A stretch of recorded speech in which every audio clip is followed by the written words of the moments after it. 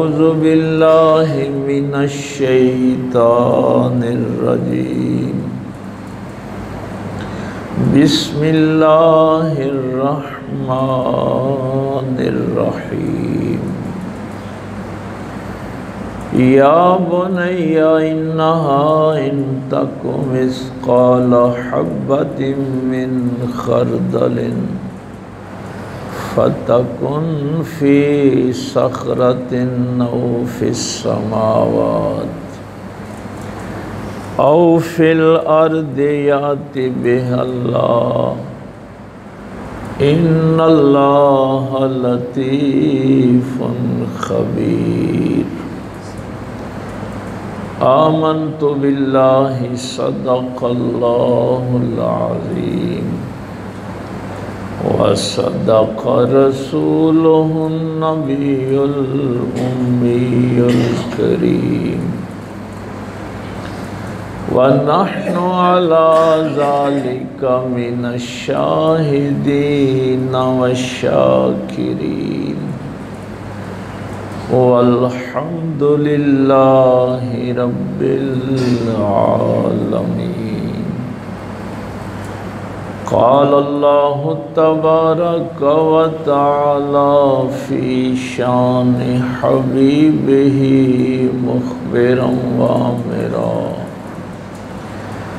ان اللہ و ملائکتہ یصلون علی النبی یا ایہا الذین آمنوا صلوا علیہ وسلموا تسلیما اللہم صلی علی سیدنا و مولانا محمد وعلی آل سیدنا و مولانا محمد وبارک وسلم اللہم صلی علی سیدنا و مولانا محمد وعلی آل سیدنا مولانا محمد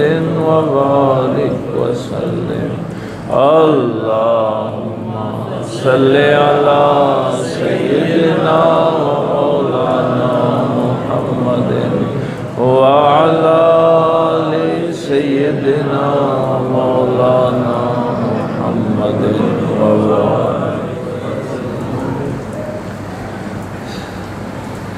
اللہ رب العزت کی حمد و ثنا کے بعد اور پاک پیغمبر صلی اللہ علیہ وآلہ وسلم کی بابرکت منزہ اور کریم ذات پہ ہدیہ درود و سلام پیش کرنے کے بعد نہایت واجب الاحترام معزز سامعین، بزرگوں، دوست و عزیز بھائیوں، ملک خدا کے متعلق ہماری گفتگو چل رہی تھی کہ اگر آپ نے اللہ کے ملک کا شہری بننا ہے تو اس کا جو حلف نامہ ہے، عہد ہے، وہ لا الہ الا اللہ ہے کہ آپ نے کسی اور کی حاکمیت کو تسلیم نہیں کرنا بلکہ انکار کرنا ہے اور ایک اللہ کی حاکمیت جو ہے اس کا اقرار کرنا ہے، زبان سے اقرار اور دل سے تصدیق، اقرار باللسان و تصدیق بالقلب۔ ہاں یہ نہیں ہے کہ زبان سے کہتے رہنا لا الہ الا اللہ، یعنی دل اس کی تصدیق کرے کہ واقعی اللہ ہی میرا حاکم ہے۔ اب دیکھیے اس میں ایک بنیادی جو چیز ہے کہ میں نے یہ ایک مقدمہ آپ کے سامنے رکھا، میں نے یہ دل سے مان لیا کہ اللہ حاکم ہے، اس کی سلطنت ہے، میں اس کی سلطنت کا ایک شہری ہوں۔ اب وہ حاکم مجھ سے کیا چاہتا ہے کہ میں کیسی زندگی گزاروں؟ میرا اس کے ساتھ رابطہ نہیں ہے، میں نے اللہ کو دیکھا نہیں ہے، مجھے یہ پتہ نہیں ہے کہ وہ مجھ سے کیا چاہتا ہے۔ تو تو اس لیے پھر کلمہ یہاں مکمل نہیں کیا لا الہ الا اللہ، یعنی عہد نامہ لا الہ الا اللہ تک نہیں ہے۔ اگر ملک خدا کا تو شہری ہے تو پھر محمد الرسول اللہ کے بغیر نہیں بن سکتا۔ تو حاکمیت تو نے سامنے جو تسلیم کرنی ہے وہ میرے محمد کی کرنی ہے۔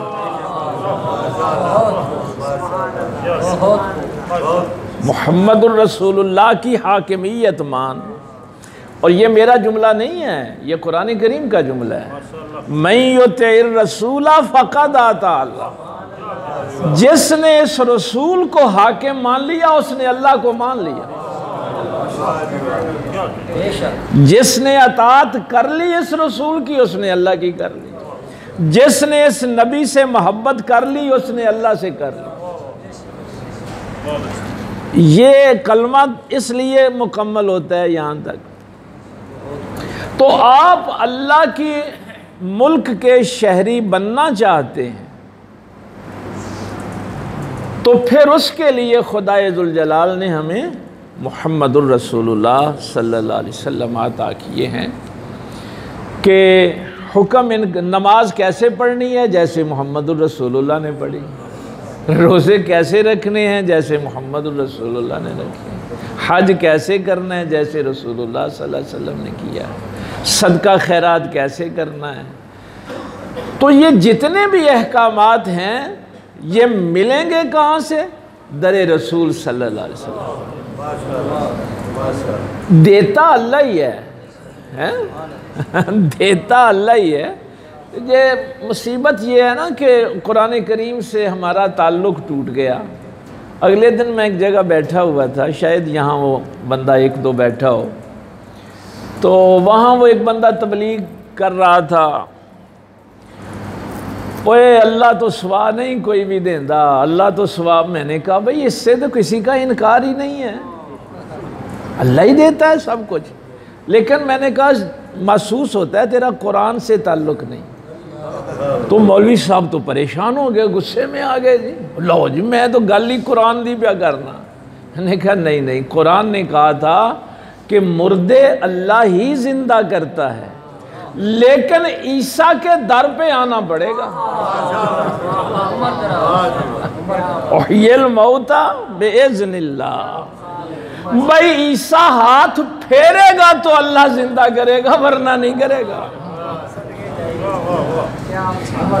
کوڑوں کے کوڑ اللہ ہی دور کرے گا، لیکن عیسیٰ ہاتھ پھیرے گا تو کوڑ دور ہوں گے۔ اسی لیے مسیح ہے نا، ہاتھ پھیرنے والے۔ تو میں نے کہا شاید تو نے قرآن نہیں پڑھا، کرتا اللہ ہی ہے لیکن نبی کے وسیلے سے کرتا ہے۔ اور یہ دین بھی اس نے لا الہ الا اللہ پہ کلمہ ختم نہیں کیا بلکہ محمد الرسول اللہ پہ کیا۔ نعرہ تکبیر، نعرہ رسالت، نعرہ حیدری، حضور کی عالم، آستان عالیہ ننگا شریف۔ تو قرآن کریم کا جو میں آپ کو اکثر اصول اور ضابطہ عرض کرتا رہتا ہوں، شعوری ایمان سمجھ کر کسی چیز کو مانتے ہیں تو آپ کے پاس دلیل ہو، اور اگر کسی کا انکار کرتے ہیں تو بھی دلیل کے ساتھ۔ یہ جبر والا معاملہ ہمارے نبی کے در پہ نہیں ہے۔ بھائی دیکھیے قرآن کریم نے دو طرح کے کافروں کا ذکر کیا۔ ایک وہ ہیں جن کے سامنے توحید کا پیغام رکھا گیا، رسالت کا، آخرت کا، لیکن ان کی سمجھ میں نہیں آیا، انہوں نے نہیں قبول کیا۔ ان کے لیے قرآن نے کوئی ایک حرف بھی نہیں کہا کہ ان کے خلاف لڑائی کرو، بلکہ آپ حیران ہوں گے کہ اسلام کی کوئی جنگ بھی عقیدے کی بنیاد پہ نہیں ہوئی۔ نبی پاک صلی اللہ علیہ وسلم کے دور میں 82 جو جنگیں ہوئی ہیں، ایک جنگ بھی اس لیے نہیں ہوئی کہ تمہارا عقیدہ ہم سے نہیں ملتا، عقیدے کی بنیاد پہ، بلکہ ذمہ کافر کا تصور دیا. ایک کافر ہے، اللہ کو نہیں مانتا، رسول اللہ کو نہیں مانتا، وہ اسلامی سلطنت میں رہے، اور اس کافر کی بھی عزت اور جان مال کی ویسے حفاظت کی جائے گی جیسے ایک مسلمان کی جائے گی. وہ جزیہ دے. قتال اور جہاد کن کافروں کے خلاف؟ جو اسلام کو ختم کرنے کے لیے میدان میں آئے. اور قرآن کریم نے یہ جملہ بڑا کمال کا کہا، اُذِنَ لِلَّذِينَ يُقَاتَلُونَ بِأَنَّهُمْ ظُلِمُوا. جب اذن دیا ہے نا قتال کا تو کس لیے دیا؟ فرمایا چونکہ تم پہ ظلم ہوا ہے اس لیے اب قتال کرو. یعنی جہاد اور قتال جو ہے یہ ظالموں کے خلاف ہے، عقیدے کی بنیاد پہ نہیں ہے. اسی لیے رسول اللہ صلی اللہ علیہ وسلم کی صحابہ کی سلطنت میں یہودی بھی رہے، عیسائی بھی رہے، مشرک بھی رہے، لیکن عقیدے کی بنیاد پہ کسی کو نہیں مارا گیا. اور جو ظلم کرنے کے لیے میدان میں آگے پھر ان کے خلاف لڑائی کی بات ہوئی. وَقَاتِلُوهُمْ حَتَّى لَا تَكُونَ فِتْنَةٌ. فرمایا قتال اس لیے کرو کہ فتنہ ختم ہو جائے. تو کن کے خلاف قتال کی اور جہاد کی اجازت ملی؟ جنہوں نے ظلم کیا ہے. تو اسلام کا یہ تصور آپ کے، یعنی آپ نے اگر اللہ کو ماننا ہے تو پھر اللہ کی معرفت کے ساتھ ماننا ہے. اس دن میں نے جو جملہ کہا تھا آپ کے ذہن میں ہونا چاہیے، پھر یہ بے ترتیبی نہ ہو. میں نے کیا کہا تھا؟ ذات، کوئی بھی ذات ہو، اللہ کی تو ذات ظاہر ہے، وراء الورا ہے، آپ ذات کی معرفت حاصل ہی نہیں کر سکتے جب اس کی صفات کو نہیں جانتے. آپ کسی کی ذات کی معرفت چاہتے ہیں، پہچان چاہتے ہیں تو کیسے کریں گے؟ اس کے اندر جو صفات ہیں ان صفات کو پہچانیں گے تو ذات کو پہچانیں گے. تو میرے پاک پیغمبر صلی اللہ علیہ وسلم محمد الرسول اللہ پہ یہ عہد نامہ اس لیے ختم ہوا کہ اللہ کی جو صفات پہچانی جائیں گی اس محمد کی ذات سے پہچانی جائیں گی. نعرہ تکبیر، نعرہ رسالت، نعرہ حیدری، عظمت مصطفیٰ. بھائی وہ رحمان ہے تو مجھے کہاں سے پتہ چلے وہ کیسا رحمان ہے؟ کہا میرے محمد کو دیکھو میری رحمت تمہیں نظر آ جائے گی. بھائی رحمت اسی کی ہے نا، وہی واجب الوجود ہے، ذاتی ہر شے تو اس کی ہے. آج یہ میرا موضوع نہیں ہے چونکہ یہ بہت لمبی بات ہے، ایک جملہ جتنے لوگ سمجھ پائیں. رحمت، وسعت رحمتی علی کل شیء، قرآن کہہ رہا ہے نا ہر شے کو اس کی رحمت نے گھیرا ہوا ہے. لیکن جب اس نے اپنی رحمت کو کوئی نام دینا چاہا تو کہا وَمَا أَرْسَلْنَاكَ إِلَّا رَحْمَةً لِلْعَالَمِينَ. اس نے اپنی رحمت کو نام دینا تھا تو نام کس کا دیا؟ اپنے محمد کا نام دیا. اس کے فضل کو میں نے پہچاننا تھا. دیکھ میرے محمد الرسول اللہ میں صلی اللہ علیہ وسلم، وہ ستار العیوب ہے، دیکھ میرا رسول کیسے عیبوں پہ پردہ ڈالتا ہے. یہ اس نے اپنی جو صفات ہیں نا وہ پہچنوائی ہیں رسول اللہ صلی اللہ علیہ وسلم کی ذات سے. آج کی جو آیت ہے نا اس میں بھی پہچنوایا ہے، یا بنیا انہا ان تک مثقال حبۃ من خردل فتکن فی صخرۃ. حضرت لقمان اپنے بیٹے سے فرما رہے ہیں، اے بیٹا اگر ایک رائی کا دانہ، یہ چونکہ چھوٹا دانہ ہوتا ہے، اس کا نہ تو بندہ کوئی وزن ہی محسوس کرتا ہے، دن کی روشنی میں بھی سامنے پڑا ہو تو آسانی سے نظر نہیں آتا. فرمایا رائی کا ایک دانہ فتکن فی صخرۃ، کسی چٹان کے اندر، رائی کا دانہ اور چٹان کے اندر، او فی السماوات، یا کہیں دور آسمانوں میں، او فی الارض، یا زمین کے کہیں اندھیروں میں پڑا ہو، یات بہ اللہ، تیرا اللہ اس دانے کو نکال کر لے آئے گا۔ ان اللہ لطیف خبیر، بے شک اللہ بڑا باریک بین ہے اور ہر شے کی خبر رکھنے والا۔ پہلے جو چیز آپ نے سیکھی تھی حضرت لقمان علیہ السلام کی جو نصیحتیں تھیں، شرک سے منع کیا گیا تھا، توحید کا پیغام اپنے بیٹے کو دیا، وہ ہم نے یہاں بیان کر دی تھی بات۔ اس میں اللہ کی قدرت، اللہ تعالیٰ کا علم، دسترس، کہ تیرے لیے چٹان کے اندر ایک رائی کا دانہ جو چھپا ہوا ہے وہاں تک پہنچنا مشکل ہے۔ رہی رائی کا دانہ کہیں آسمانوں میں ہو، تیرے لیے پہنچنا مشکل ہے۔ اگر زمین کی تہوں میں ہو تو تیرے لیے مشکل ہے۔ تیرا خدا ایسا نہیں ہے، یعنی اللہ کی معرفت حاصل کر اگر ماننا ہے اس کو، بغیر معرفت کے اللہ کو نہیں ماننے کی ضرورت۔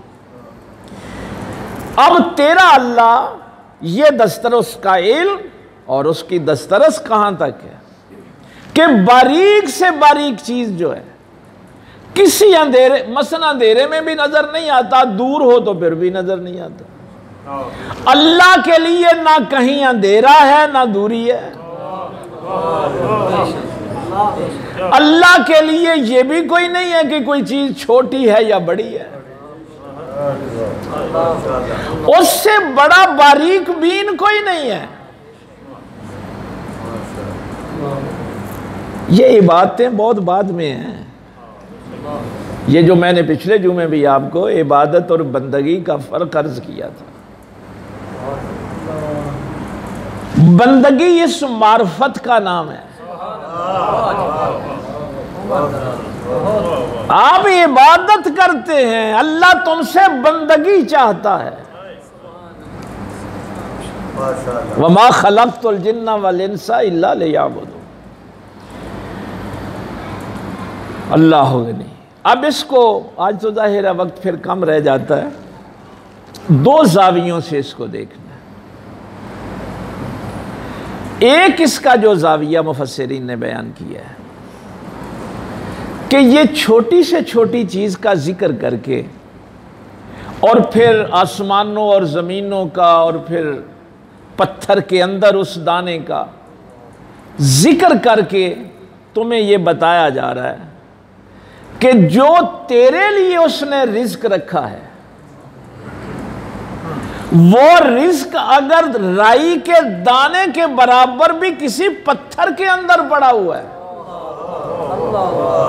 وہ رزق اگر آسمانوں کی بلندیوں میں کہیں تیرا پڑا ہوا ہے، زمین کی گہرائیوں میں پڑا ہوا ہے، وہ نکال کر تیرے تک ہی پہنچائے گا۔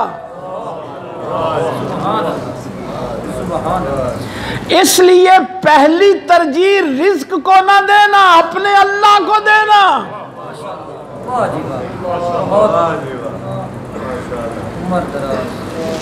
مثلاً اصل معاملہ تو یہی ہے نا کہ میں رزق کی خاطر عبادت چھوڑ دیتا ہوں، یعنی رزق کی خاطر اللہ کی عبادت نہیں کرتا، بندگی چھوڑ دیتا ہوں۔ کیا بنے گا دکان بند کی؟ نہیں، یہاں سے وہ ترجیح بیان کی جا رہی ہے بندگی کی کہ بندہ تو تب بنے گا جب تیرا یہ یقین ہو کہ ایک رائی کے دانے کے برابر بھی رزق کہیں بھی چھپا ہوا ہے، جتنا جی چاہے دور ہے، تیرا خدا نکال کے تیرے تک پہنچائے گا۔ اب یہ جو معرفت انسان کو حاصل ہوتی ہے تو پھر وہ رزق کو دوسرے درجے پہ رکھتا ہے، اللہ کے حکم کو پہلے درجے پہ رکھتا ہے۔ پھر اللہ پہلے درجے پہ ہوگا نا، اللہ کا حکم آ گیا بھائی۔ یہ بھی وہ موضوع تو اور ہے، رزق اور مال میں فرق ہے۔ المال والبنون جی، قرآن کریم نے دونوں الفاظ استعمال کیے نا۔ یہ تیرے بیٹے اور مال جو ہے یہ تو اس دنیا کی زینت ہے، اس دنیا کی، آخرت تو عمل صالح کے ساتھ ہے۔ ایک بندے نے سرکار مولا کائنات سے پوچھا تھا، حضور یہ رزق اور مال، چونکہ قرآن نے دونوں لفظ استعمال کیے، فرمایا مال وہ ہے جو تیرے پاس ہے، رزق وہ ہے جو تو استعمال کرتا ہے۔ رزق وہ ہے جو تو استعمال کرتا۔ آپ نے 1 ایکڑ میں کوٹھی بنا لی، کوئی 100 کمرہ بنا لیا، بڑے خوش ہیں؟ نہیں، تیرا اس میں سے رزق اتنا ہی ہے جتنی چارپائی پہ تو سوتا ہے، باقی 100 کمرہ جو ہے وہ تیرا مال ہے، تیرا رزق نہیں ہے۔ ایسے ہی کسی کی کوٹھی دے کے اپنی جھونپڑی نہ اجاڑ لینا، تیری جھونپڑی میں بھی رزق اتنا ہی ہے جہاں تو لیٹتا ہے، اس کے لیے بھی رزق اتنا ہی ہے جتنا وہ لیٹ لیتا ہے۔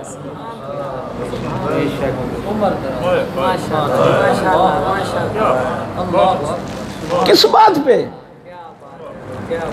بھائی مال تو نے دنیا کی زینت کے لیے اکٹھا کیا۔ اچھا یہ بڑی عجیب بات میں آپ کو عرض کرنے لگا ہوں، اللہ جب امتحان لیتا ہے تو وہ کہتا ہے مما رزقناہم ينفقون، خرچ کر اپنے رزق میں سے جو اللہ نے تجھے دیا۔ ایک دیگ چاولوں کی تمہارے سامنے آ گئی، تیرا رزق اتنا ہی ہے جتنا تو استعمال کرتا۔ اب یہاں قرآن نے کہا وَيُؤْثِرُونَ عَلَىٰ أَنفُسِهِمْ وَلَوْ كَانَ بِهِمْ خَصَاصَةٌ۔ بہرحال یہ ایک لمبی بات ہے، یہ ذہن میں رکھنا، جتنا جی چاہے اکٹھا کر لیں، استعمال نہیں کر سکتے اپنے رزق کے علاوہ، اور جو تیرا رزق ہے جو تو نے استعمال کرنا ہے وہ پھر تجھے ایمبولینس میں بھی ڈال کے نا لاہور کسی ہاسپٹل میں لے جائیں گے، وہاں ایک بوتل پڑی ہے جو تجھے لگائی جانی ہے، ایک پانی کا قطرہ جو تیرے جسم میں جانا ہے وہ کہیں دور بھی پڑا ہو تو تمہیں وہاں لے جایا جائے گا۔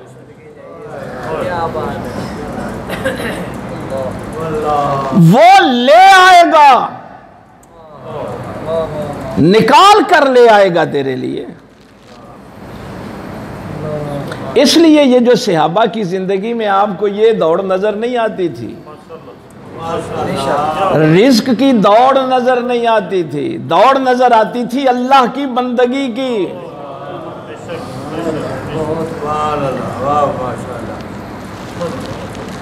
اس کو دوسرا اینگل جو اس کا بیان کیا جاتا ہے کہ کل قیامت والے دن، چونکہ اس کی روایت حضرت ابو سعید خدری رضی اللہ تعالیٰ عنہ نے کی کہ میرے پاک پیغمبر صلی اللہ علیہ وسلم نے فرمایا کہ اگر کوئی کسی چٹان کے اندر گناہ کرتا ہے جس کا نہ کوئی دروازہ ہے نہ ونڈو ہے، اس کی جو چھپ کے تو نے گناہ کیا ہے، اللہ تعالیٰ اس چٹان کے اندر کیا ہوا گناہ بھی قیامت والے دن تیرے سامنے لے آئے گا۔ اقرا کتابک، اور فرمائے گا کہ پڑھ اپنی کتاب۔ پھر بندہ کہے گا یہ تو میں نے کام بڑا چھپ کے کیا تھا، لیکن اللہ کہتا ہے اللہ تو بڑا باریک بین ہے، اللہ تعالیٰ سے کوئی چیز چھپ نہیں سکتی۔ مت خیال کرنا کہ یہ جو میں اللہ کے بندوں کے خلاف سوچ رہا ہوں اللہ تیری اس سوچ سے بھی واقف ہے، تیری نیت سے بھی واقف ہے۔ تو نے دور کہیں جا کے کوئی جرم کیا ہے، اللہ اس سے بھی واقف ہے۔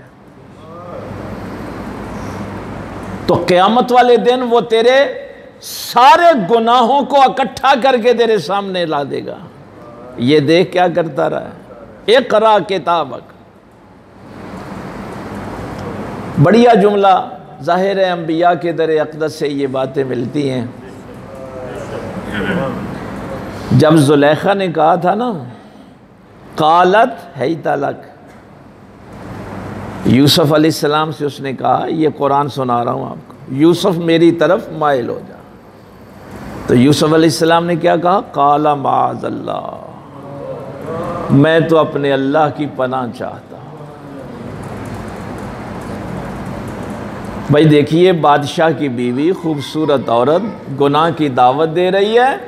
اگر آپ کو بندگی کی سمجھ لگ جائے کہ بندگی کیا ہوتی ہے، یوسف علیہ السلام نے کوئی وضو کر کے نماز نیت لی تھی؟ یہ بندگی ہے، دعوت گناہ ملے تو کہنا میں اپنے اللہ کی پناہ چاہتا ہوں۔ قال معاذ اللہ، میں تو اپنے اللہ کی پناہ چاہتا ہوں۔ وہ تو بت پرست تھی، کمرے میں جو بت پڑا تھا اس کے اوپر اس نے کپڑا ڈال دیا، کہنے لگی اسی خدا سے تجھے شرم آ رہی تھی، یہ میں نے چھپا دیا۔ تو یوسف علیہ السلام نے فرمایا یہ تیرا خدا ہے جو کپڑے کے اندر چھپ جاتا ہے، میرا خدا تو زمین کی تہہ میں بھی دیکھ لیتا ہے۔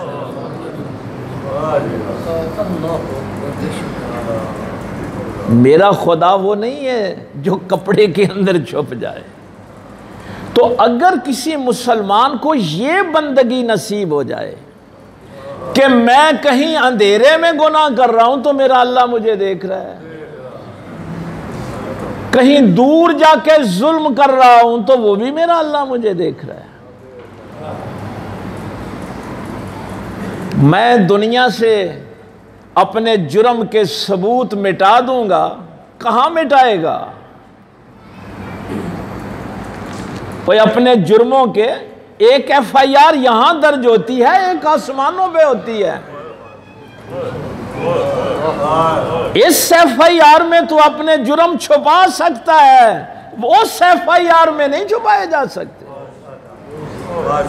ہر جرم کی ایف آئی آر درج ہو رہی ہے، اس لیے کہا تھا مالک یوم الدین، وہ قیامت کے دن کا مالک ہے اور تیری ایک ایک چیز تیرے سامنے رکھے۔ اور میرے پاک پیغمبر صلی اللہ علیہ وسلم کا اللہ غنی،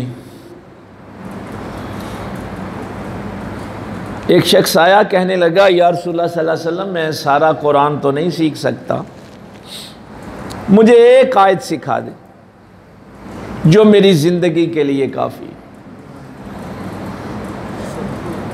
تو میرے پاک پیغمبر صلی اللہ علیہ وسلم نے اس کو آیت سکھائی فَمَن يَعْمَلْ مِثْقَالَ ذَرَّةٍ خَيْرًا يَرَهُ وَمَن يَعْمَلْ مِثْقَالَ ذَرَّةٍ شَرًّا يَرَهُ۔